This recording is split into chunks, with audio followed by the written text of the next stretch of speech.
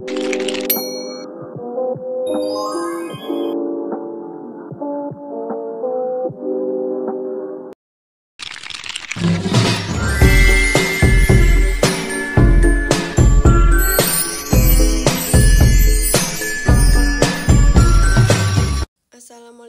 warahmatullahi wabarakatuh. Perkenalkan, nama saya Jelita Rizky Ananda dengan NPM 2359200181 dengan Prodi Teknologi Informasi dengan mata kuliah Perencanaan Sumber Daya Perusahaan dengan dosen pengampun Bapak Alif Ilham Akbar Fatriansa MSA semester 3. Baik, saya di sini akan membahas tentang bagaimana sistem sumber daya manusia dalam perusahaan efektif. Cara mengolah SDM dalam perusahaan yang efektif. Cara mengolah SDM yang efektif dan efisien menjadi informasi wajib yang perlu diketahui dan dipelajari oleh setiap pelaku bisnis maupun tim HR dalam perusahaan. Pasalnya, SDM atau sumber daya manusia bukan cuma aspek operasional, melainkan juga penggerakkan utama di balik pertumbuhan dan keberlanjutan sebuah bisnis. Ketika Anda sebagai pelaku bisnis atau HR tahu cara mengelola SDM yang efektif dan efisien, Anda bisa mengidentifikasi, mengembangkan, dan memanfaatkan potensi karyawan secara optimal. Dengan memahami pentingnya manajemen SDM, Anda dapat membangun fondasi yang kokoh untuk meningkatkan produktivitas dan keberhasilan jangka panjang. Tantangan dalam mengolah SDM. Sebelum mempelajari cara mengolah SDM dalam perusahaan yang efektif, ada efisien ketahui dalam tantangan yang mungkin menghadapi selama proses pengelola sumber daya manusia. Seperti diantaranya, 1. Kesulitan menemukan talent terbaik dalam proses rekrutmen. 2. Perubahan teknologi yang menuntut karyawan untuk selalu relevan dan up to date. 3. Menjaga hubungan yang sehat antara manajemen dan pekerja. 4.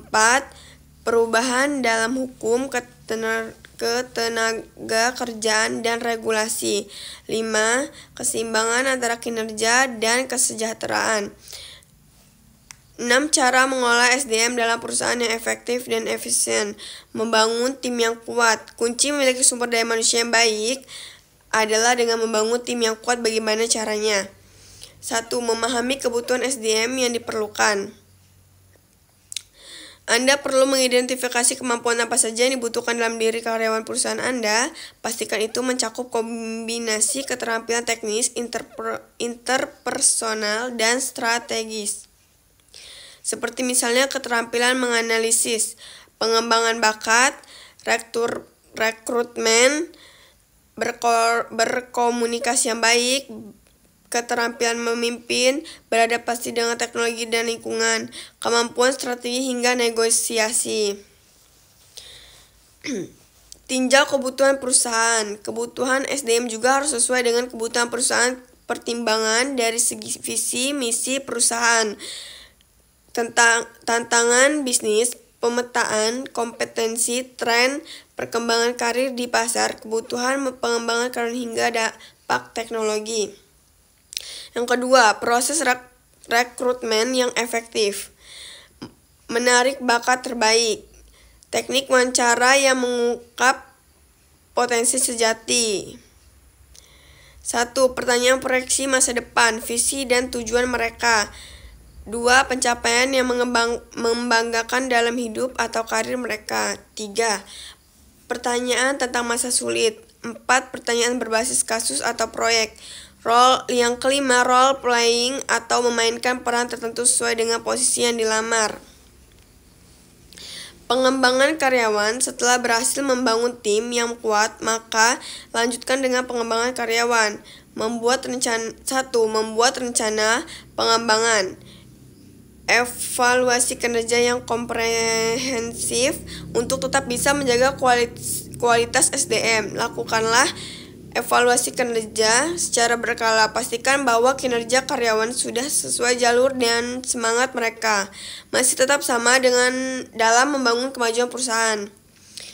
Penetapan rencana pengembangan individu. Setelah melakukan evaluasi dan ternyata Anda melihat kebutuhan pengembangan individu, maka tetapkan rencana tersebut.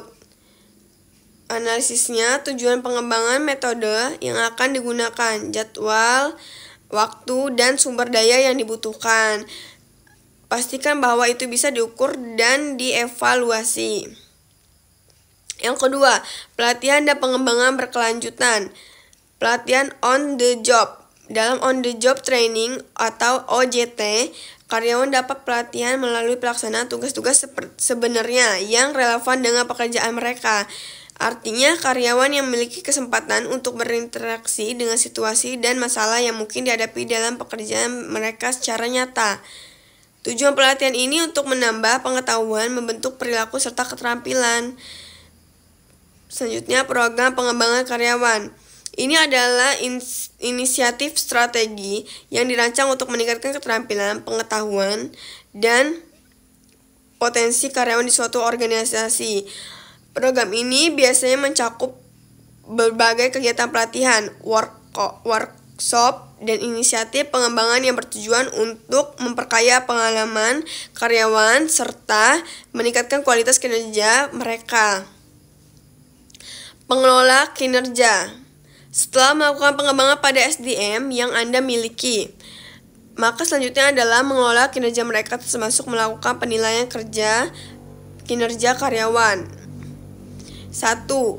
Penyusunan tujuan dan Key Performance Indicators atau KPI, yaitu membuat tujuan yang dapat diukur. Tujuan yang dapat diukur memberikan arah yang jelas dan memungkinkan perusahaan untuk mengevaluasi kemajuan SDM dengan cara yang terukur.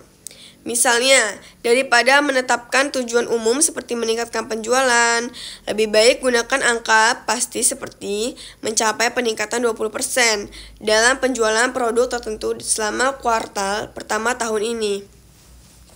Implementasi KPI yang relevan. Jika tujuan perusahaan adalah meningkatkan kepuasan pelanggan, KPI yang relevan bisa mencakup angka retensi pelanggan, tingkat kepuasan pelanggan, atau waktu tanggapan terhadap keluhan. Dengan tujuan yang jelas, menghitung KPI karyawan pun lebih mudah. Yang kedua, sistem umpan balik berkala. Sistem ini memfasilitasi dialog terbuka antara karyawan dan atasan yang memungkinkan penyelarasan harapan dan pengakuan terhadap prestasi yang baik. Selanjutnya, manajemen konflik dan motivasi. Pengelola SDM tentu tak bisa dilepaskan dari yang namanya konflik dan masalah, maka persiapkan hal-hal berikut. Hal-hal berikut yaitu 1. Strategi manajemen konflik. Identifikasi konflik potensial. Konflik dapat muncul dari perbedaan pendapat, tujuan, atau kebutuhan antara karyawan dan manajemen. Maka mengidentifikasi berbagai konflik potensial dilakukan untuk memahami, mengatasi, dan ketegangan di lingkungan kerja. Yang kedua, meningkatkan motivasi karyawan. Pengakuan dan penghargaan melalui bentuk pengakuan seperti pujian, apresiasi, atau penonjolan pencapaian perusahaan menciptakan atmosfer positif yang memberikan dampak positif pada motivasi karyawan. Saat karyawan merasa diakui dan dihargai atas kontribusi mereka, ini tidak hanya meningkatkan kepuasan kerja mereka, tetapi juga memotivasi untuk memberikan kinerja yang lebih baik. Optimal seperti sistem penggajian dan manfaat karyawan. Perencanaan sistem penggajian yang adil. 1 itu. Yang kedua adalah manfaat karyawan yang menarik. Baik, materi terakhir, mengadopsi software HR dan penggajian karyawan untuk efisien kerja. Yang pertama, mengevaluasi keberhasilan strategi manajemen SDM. Keberhasilan strategi manajemen SDM mencerminkan efektivitas dalam merekrut, mengembangkan, dan memotivasi tenaga kerja. Dengan memahami dampak strategi ini terhadap produktivitas, kreativitas, dan retensi karyawan, organisasi dapat menilai sejauh mana tujuan-tujuan strategis tercapai. Selain itu, evaluasi membuka ruang bagi perbaikan dan inovasi dalam pengelolaan SDM. Kemungkinan adaptasi terhadap perubahan lingkungan bisnis. Yang terakhir, menyusun rencana perbaikan dan pengembangan ke depan. Dengan menggali insight dari evaluasi kinerja dan umpan balik karyawan, perusahaan dapat mengidentifikasi peluang perbaikan, termasuk peningkatan kompetisi karyawan, penyesuaian kebijakan, dan peningkatan proses rekrutmen. Rencana pengembangan harus merangkul aspek pembelajaran berkelanjutan, memastikan karyawan terus berkembang sesuai dengan tuntunan pekerjaan yang berkembang. Salah satu rencana pengembangan manajemen SDM yang bisa dipertimbangkan adalah penggunaan aplikasi rekrutmen karyawan seperti Hadir. Hadir adalah aplikasi SDM terbaik yang membantu Anda memonitor pengelola sumber daya manusia perusahaan dengan akurat dan efisien. Baik, demikian materi yang dapat saya sampaikan. Lebih kurangnya saya mohon maaf. Semoga bermanfaat untuk kalian yang menonton. Saya akhiri. Wassalamualaikum warahmatullahi wabarakatuh.